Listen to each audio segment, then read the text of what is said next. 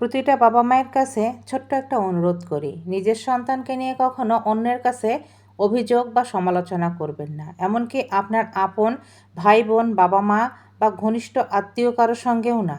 একজন সন্তানের জন্য পৃথিবীর সবচেয়ে কষ্টের মুহূর্ত হয়ে আসে তখনই, যখন সে জানতে পারে তার বাবা মা অন্যের কাছে তার সমালোচনা করে, নেগেটিভভাবে কথা বলে, তাকে নিয়ে হতাশা প্রকাশ করে।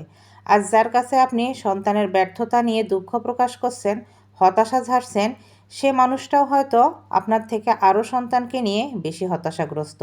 তিনি হয়তো আপনাকে তার সন্তান সম্পর্কে কখনো কোনো কিছু বলেন না, কারণ তিনি জানেন সন্তানকে কারো সামনে ছোট করা উচিত না।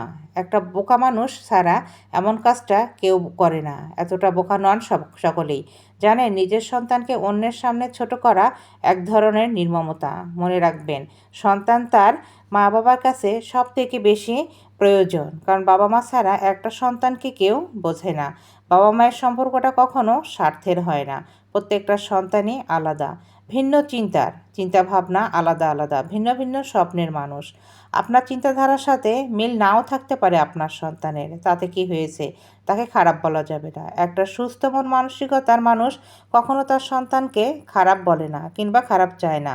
সন্তান কখনো চায় না তার বাবা মা অন্যের কাছে তাকে ছোট করুক, সমালোচনা করুক। যেমন সন্তানও কখনো চায় না তার বাবা মাকে অন্য কারো কাছে ছোট করুক বা ছোট হোক, তেমনি সুস্থ মানসিকতার মানুষ কখনো কারো কাছে সন্তানকে ছোট করে না। বাবা মা কখনো তাদের সন্তানকে অন্যের সামনে হেয় করে না।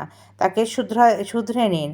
অনেক সময় হয়তোবা তার পথ চলাটা ব্যতিক্রম হতে পারে। তার পথ চলায় আপনি এগিয়ে গিয়ে দেখতে পারেন সে আসলে কি করতেছে। তবে সেখানে তাকে ভেঙে দিবেন না। তাকে বুঝিয়ে সুন্দর পথে, সঠিক পথে নিয়ে আসবেন। ভালোবেসে সম্মানের সাথে তাকে আগলে রাখবেন।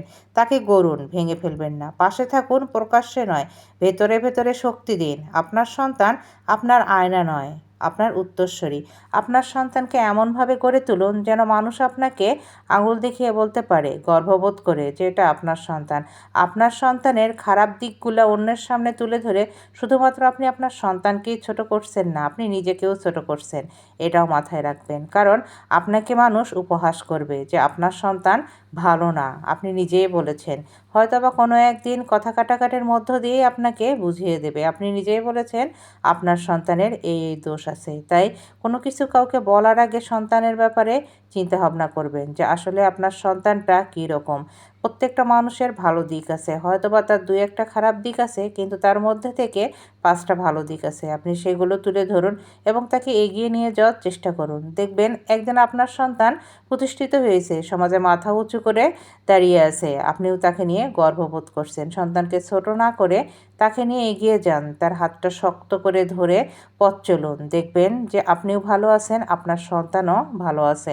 সন্তান কখনো বোঝা নয়, সন্তান কখনো আপনাকে বোঝা হিসেবেও নেবে না। আপনি আপনার সন্তানকে যদি ভালোভাবে পথ দেখাতে পারেন এবং সঠিক পথে পরিচালিত করতে পারেন।